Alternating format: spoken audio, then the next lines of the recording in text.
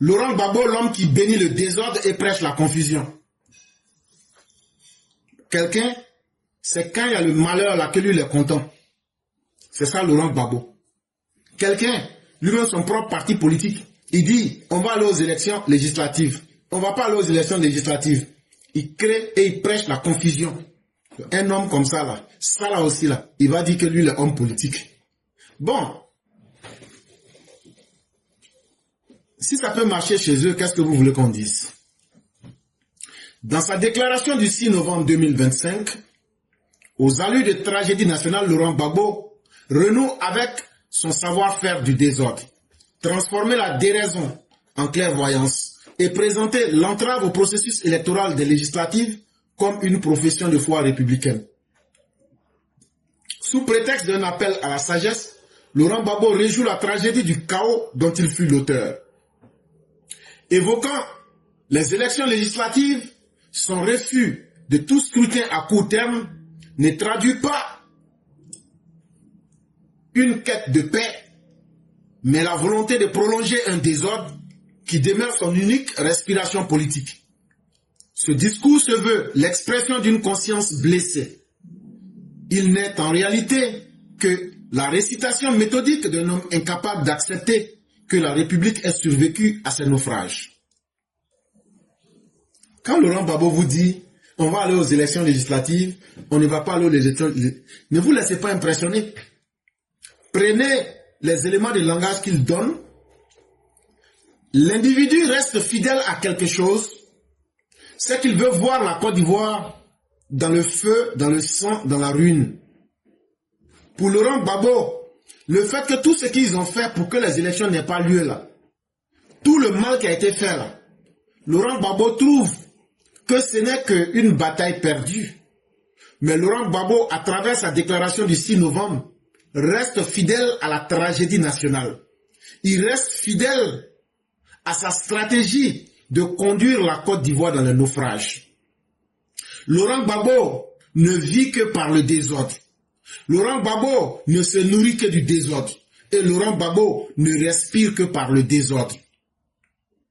Parce que Laurent Gbagbo, tant que lui n'est pas au pouvoir, lui se sent blessé. Lui ne va pas aussi accepter que quelqu'un soit au pouvoir. Et donc quand c'est comme ça, là, il ne faudrait pas que les Ivoiriens puissent respirer. Ne prenez pas le message au premier abord. Laurent Gbagbo est un falsificateur. C'est un mystificateur. Le même Laurent Gbagbo qui a dit à ses militants, on ira aux législatives, il est sorti pour dire le 23 octobre qu'ils iraient à ces élections. Le 6 novembre, il est sorti pour dire qu'ils ne vont plus aller, sous condition qu'ils doivent d'abord pleurer la mort. Mais en même temps aussi, c'est le même Laurent Gbagbo aussi, qui dit aussi à ses militants, allez en militant indépendant. C'est le même Gbagbo qui dit, la marche du 8 n'aura pas lieu, mais en même temps, elle aura lieu. Allons défier l'État à Yamoussoukro. Donc vous ne pouvez pas nous trahir, vous ne pouvez pas nous tromper. Nous maîtrisons votre psychologie plus que vous-même. Et donc, tout ça, ce sont des exemples que je vous donne pour vous dire que Laurent Gbagbo, là, il cherche simplement des prétextes pour donner à ceux qui ne le connaissent pas l'impression qu'il a été frappé par la sagesse. Mais en réalité, Laurent Gbagbo reste dans la posture de rejouer la carte du chaos. Même après l'échec qu'il vient de subir, après ces élections du 25 octobre 2025, Laurent Gbagbo veut encore replonger la Côte d'Ivoire dans un naufrage, quel que soit le prix. Chaque phrase, martelée avec la gravité d'un prêtre sans foi, trahit une obsession. Empêcher le temps de tourner sans lui. Je suis contre l'élection à court terme, répète-t-il, comme on conjure un exorcisme politique. Ce refus d'avancer n'a rien d'un sursaut de prudence. Il relève du pur calcul. Derrière la posture du martyr lucide se dissimule l'architecte du néant, incapable de bâtir et préférant maintenir la nation en apnée. Il ne poursuit pas la vérité, mais cherche à enfermer la Côte d'Ivoire dans le tribunal sans fin des blessures qu'il a lui-même provoquées. Effectivement, on pourrait dire de Laurent Gbagbo, si on est au quartier, on va dire que c'est simplement un vieux con. Un vieux con qui pense que la connerie sera exorcisée quand lui va revenir au pouvoir. Ou bien quand il va arriver à faire effondrer le pouvoir de Ouattara. Chers parents, depuis le premier jour que Gbagbo a mis les pieds en Côte d'Ivoire, le projet politique de Laurent Gbagbo, comment je vais me venger d'Alassane Ouattara? Comment je vais faire pour gâter le pouvoir d'Alassane Ouattara, même si moi-même je ne prends pas? Même si c'est le diable qui va prendre. Mais il faudrait que je gâte le pouvoir d'Alassane Ouattara. Donc même quand il n'y a rien là, Laurent Gbagbo fait exprès, il dit aux gens, dites on va marcher la semaine prochaine. Ils font des faux communiqués. Quand c'est comme ça, là, on parle d'eux, on se souvient d'eux, on va voir si tu vas marcher. Si tu vas... Là, comme ça permet à Laurent Gbagbo d'exister. Et c'est pourquoi l'État doit se donner les moyens de mettre fin à cette connerie. Et c'est pourquoi je dis que c'est un vieux con. Laurent Gbagbo sait qu'il ne peut pas gagner les élections. Laurent Gbagbo sait que politiquement, il ne représente plus rien. Et Laurent Gbagbo sait qu'il n'a plus de machine politique. Il n'a plus de ligne idéologique à partir de laquelle il peut même canaliser ses militants. Mais Laurent Gbagbo, pour pouvoir encore exister, même dans une élection où il va déjà perdre, Laurent Gbagbo vient nous dire, on ne va pas participer aux élections. Là, quand c'est comme ça, tout le monde va se tourner sur ça. Oh, on dit Laurent Gbagbo ne va pas participer, oh, on dit Laurent Gbagbo ne sera pas dedans. Oh. Donc, on va parler de lui. Et plus on va parler de lui, cela obéit au calcul politicien de Laurent Gbagbo. J'ai dit, Laurent Gbagbo, c'est moi, je te connais, et je vais te mettre au tapis. Tout ce que tu caches là, je vais dire aux gens. Donc, au moment où on sera en train de discuter, Gbagbo dit, il va être candidat, pourquoi il ne sera pas, qu'est-ce qui va se passer? Vous le faites exister politiquement. Ça, c'est le premier niveau de son calcul. Et qu'est-ce que cela provoque? Il trouve un argument que ce n'est pas lui qui ne veut pas aller aux élections, mais c'est parce que l'État ne veut pas céder au fait que lui il a fait une demande d'enterrer ses morts. Et donc, il se met en deuxième niveau dans la posture du martyr. Mais en réalité, derrière tout ce faux masque, il est en train de mettre en place un mécanisme du néant. Un mécanisme pour pouvoir faire sombrer la Côte d'Ivoire. Parce que c'est lui, Laurent Gbagbo, qui est le chef du tribunal. Et c'est lui qui doit mettre fin au procès. Et tant que lui n'a pas décidé, la Côte d'Ivoire ne doit pas respirer. Et les événements de Nayo viennent comme un exemple pour l'aider dans sa tâche, quand bien même qu'il utilise le mensonge. L'ironie tragique est que Laurent Gbagbo se pose en gardien des morts qu'il a lui-même suscités. Et qu'est-ce qu'on constate? C'est Laurent Gbagbo qui devient maintenant le prêtre sans foi qui doit aller prier pour le repos des morts qu'il a lui-même créés. Ça veut dire, c'est celui qui a mis le feu là, c'est lui qui doit être le pompier. C'est Laurent Gbagbo qui a conduit, qui a financé et qui a entretenu la violence, qui a conduit ces gens-là, ces cafards qui se sont donnés à la mort là. C'est Laurent Gbagbo qui doit être le prêtre qui doit aller prier pour le repos de leurs âmes. Quelle ironie, quelle tragédie. Laurent Gbagbo parle de couverture des blessures. Mais c'est lui qui, à Nayo comme ailleurs, a fait du sang des autres un drapeau.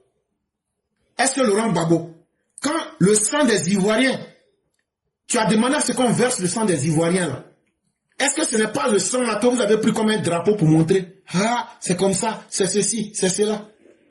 Tu ne peux pas envoyer des gens à la mort, profiter de leur mort et en même temps vouloir accuser les autres alors que c'est toi qui es à la base. Laurent Gbagbo dresse des cimetières en argument, des larmes en programme. Le martyr devient ici monnaie politique et la douleur un carburant électoral. En réalité, vous les gens du RHDP là, ne vous amusez pas. Laurent Gbagbo, son calcul est bien fait. Ils iront à ces élections. Ils sont en train de chercher les éléments pour convaincre, puisque s'ils sortent directement pour dire on va aux élections là, leurs militants disent on ne veut pas. Si on a refusé 4e mandat là, vous ne pouvez pas venir nous dire que vous allez aller travailler avec 4e mandat. Comment éviter cela? Laurent Gbagbo trouve un subterfuge. Il fait semblant de compatir à la douleur. On va aller pour faire d'abord vos funérailles. Pour que les gens se disent, ah, Laurent Gbagbo est solidaire de nos sentiments. C'est lui qui nous reconnaît dans la douleur. Et Laurent Gbagbo va utiliser ça, la douleur là, comme une monnaie politique. Est-ce qu'il y a quelqu'un que vous avez vu venir vous supporter ici?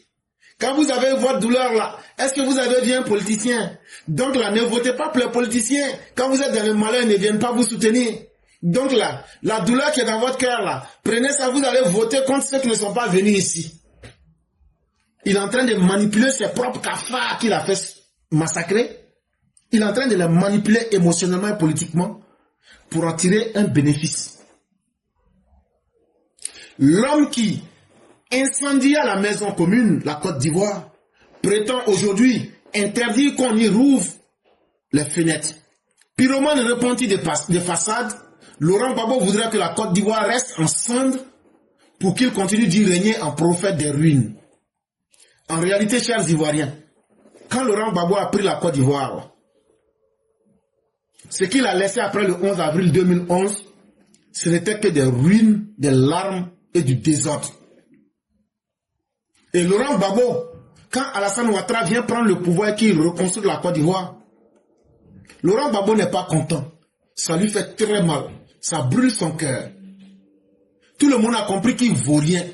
Tout le monde a compris que c'est un politicien lâche. Tout le monde a compris que c'est un politicien couillon. Et qu'est-ce que Laurent Gbagbo recherche?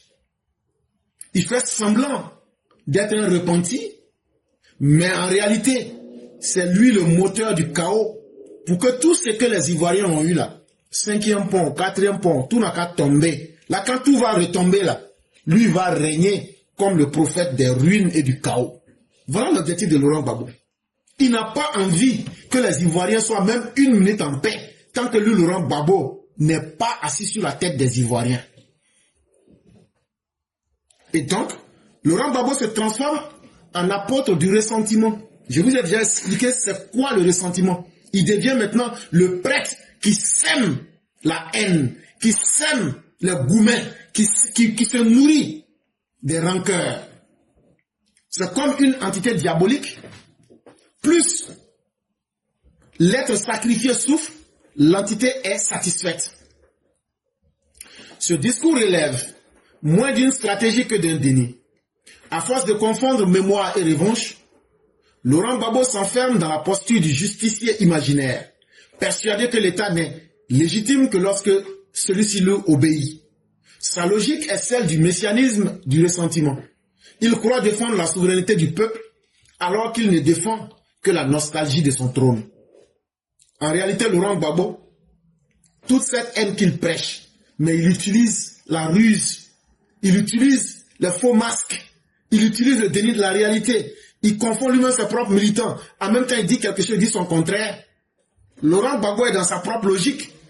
Dans sa tête, il se voit en justicier. Et cette justice-là commence d'abord par nier l'existence de l'État. Il faut que lui, il arrive à s'imposer à l'État. Et comment s'imposer à l'État? Il faut le faire en créant le maximum possible de désordre et de chaos, en faisant parler de lui le plus possible.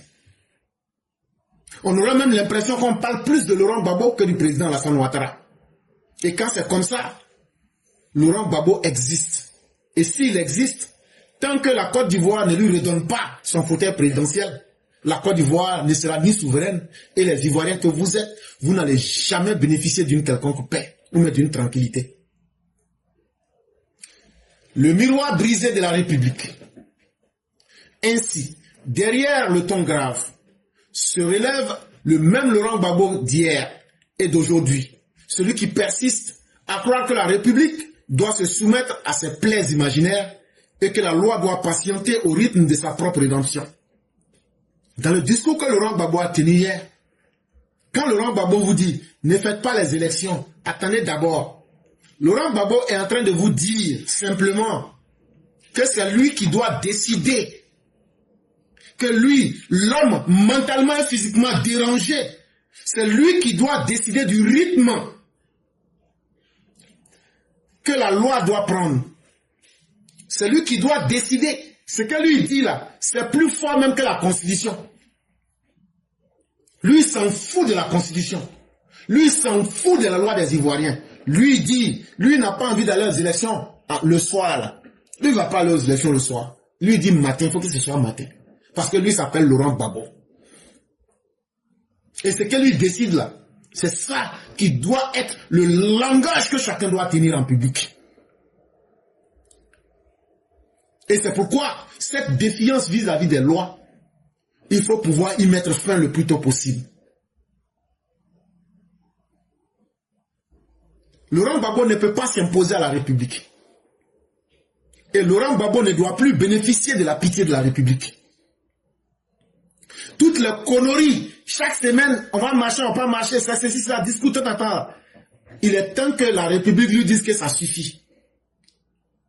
Si gérer un pouvoir comme un bordel pouvait maintenir quelqu'un au pouvoir, là, lui, son pouvoir de bordel là n'allait pas tomber. Donc, les bordelleries de comportement que Laurent Gbagbo adopte là, il est temps que la République lui dise que ça suffit. Il est temps que Laurent Gbagbo bénéficie de la fermeté, de la vérité, des institutions qui sont solides. Et que son comportement de prêcheur d'Apocalypse puisse cesser. Des gens perdus comme Laurent Gbagbo ne peuvent pas être des modèles dans notre société. Laurent Gbagbo, qui est lui-même une malédiction pour les Ivoiriens, ne peut pas être un moraliste, ne peut pas être un précepteur de la morale dans notre société. Quand un chien est atteint de la rage, il lui faut un gourdin sur la tête. Il lui faut un bon coup de gourdin sur la tête. Et il est temps que l'État assume cette fermeté et assume le poids de la vérité pour remettre Laurent Gbagbo à sa place. Parce que on ne peut pas laisser un faux repenti devenir un moralisateur de notre société et tromper les pauvres citoyens.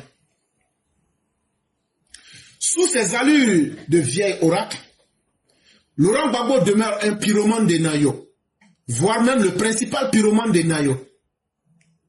Victime d'une amnésie choisie devant le souvenir du gendarme abattu à Beauville, et toujours prompt à travestir la faute en innocence. Pourquoi Laurent Gbagbo se sent solidaire des Nayo, mais n'est pas solidaire du gendarme qui a été abattu à Beauville? Ça doit vous en dire beaucoup. Ça veut dire, Laurent Gbagbo s'en fout.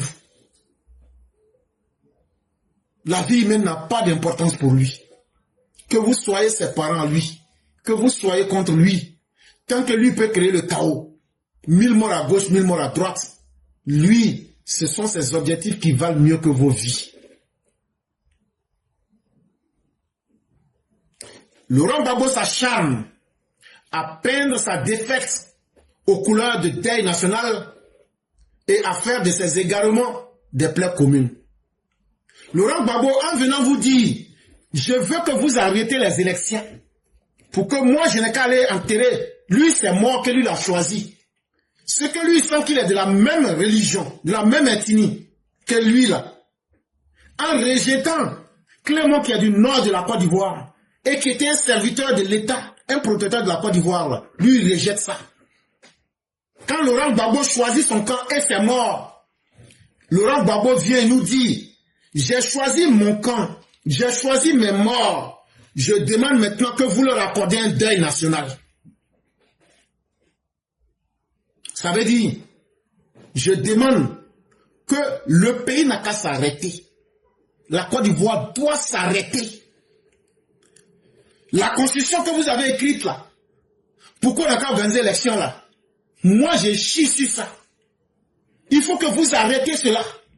Moi, je vais vous dicter ce que vous devez faire. Et donc, on va transformer Lui, son deuil, un deuil national. Et lui, ce qui ne lui plaît pas là, lui doit imposer ça à tout le monde. Mais la mort de Clément qui lui fait plaisir là, Clément et sa famille peuvent aller au diable. Est-ce que vous comprenez les symboles dans tout ce que Laurent Gbagbo est en train de faire? Laurent Gbagbo est un démon dans notre société. Laurent Gbagbo est une pure malédiction en Côte d'Ivoire, chers parents. Mais la nation fidèle à la mémoire de ses fils tombés pour rien continue d'avancer, non sur le sang qu'il brandit comme un étendard, mais sur la raison qu'il a renoncé à servir. Si nous ne mettons pas fin à ce désordre, parce que nous autres qui comprenons les choses et qui lisons les lignes, de très mauvais exemples sont en train d'être enseignés en Côte d'Ivoire. Et c'est ce que nous disons à nos dirigeants. L'esprit humain connaît demain. Pardon, aujourd'hui. L'esprit humain connaît hier. Mais l'esprit humain ne connaît pas ce qui viendra demain. Vous ne serez pas éternellement au pouvoir. C'est l'unique moment du présent là. C'est maintenant que vous devrez mettre les choses en place. Si vous vous amusez avec le temps et les événements, demain risque d'être un peu trop tard. Et c'est ce que nous expliquons et continuons de réexpliquer en espérant que nous serons entendus. Mais en tout cas, en tant que des humains qui n'avaient que leur capacité intellectuelle et la capacité de pouvoir avertir, on aura fait ce qu'on peut et on aura fait de bonne foi. Mesdames et messieurs, c'est là que nous allons nous arrêter. On va lire l'édito de Mère Blanc et après, s'il y a quelques participants, on va laisser rapidement la place et fermer le direct. Bonjour éclaireur pour vérité, bonjour à tous mes condisciples de l'excellente classe éclaireur pour vérité. Mon édito aujourd'hui a pour titre « Puis-je danser ?» Eh oui, le seul moyen que j'ai de manifester ma joie, mon immense joie, est de me lever pour danser sur le son d'une chanson de gratitude pour Dieu d'abord et pour le président Ouattara ensuite. Il est vrai que le nouvel homme ivoirien n'est toujours pas totalement sur le marché, mais il y sera bientôt, de gré ou de force. Pourquoi je le dis? Je le dis parce qu'il y a des signes qui ne trompent pas. Le vieux Gbagbo a jeté l'éponge face à la leçon politique que lui a donnée le président Ouattara. Savez-vous que dans le dernier numéro du journal Le Monde, Gbagbo déclare se retirer, lui et le PPACI, des législatives à cause d'un climat de répression. Répression? Chercher l'erreur.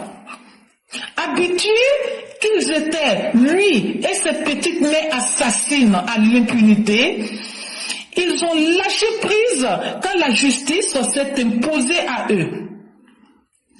Et ensuite, le pantalon imbibé de pipi de Damana Picasse, le guerrier 2.0, aura été une aubaine qui est venue appuyer le message selon lequel la Côte d'Ivoire, où prévalait le laxisme, est révolue. Chaque Ivoirien désormais sera responsable de lui-même, de ses actes. Nous, EPV, demandons cependant que les mains de l'ombre qui ont tiré les ficelles de la discorde soient arrêtées, entendues, jugées et mises là où elles doivent être. C'est la seule voie pour extirper le mal à la racine. Que croyait-il? Que nous allions vivre comme ça, dans la peur, dans les menaces à chaque élection, qu'elle soit présidentielle, municipale ou alors législative? Nous en avons marre. Et ici, j'en profite au nom de mes camarades EPV, élèves éclaireurs pour vérité, pour dire merci, un grand merci au président Ouattara. Nous le trouvons parfois long à la détente. Mais croyez-moi, comme je l'ai toujours dit, quand il prend position, c'est rare qu'il rate sa cible. Merci au bon Dieu, merci au président Ouattara, merci au EPV, tous les EPV du monde entier.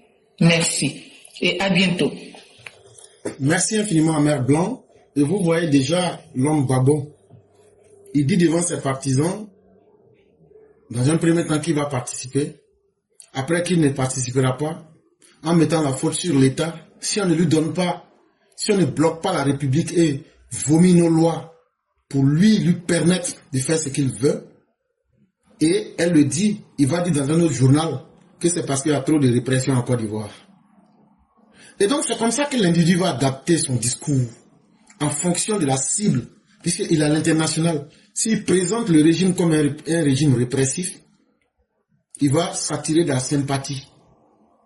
Mais c'est extrêmement malhonnête et c'est un tel individu que nous avons à faire. Et la seule et la meilleure stratégie, c'est la justice.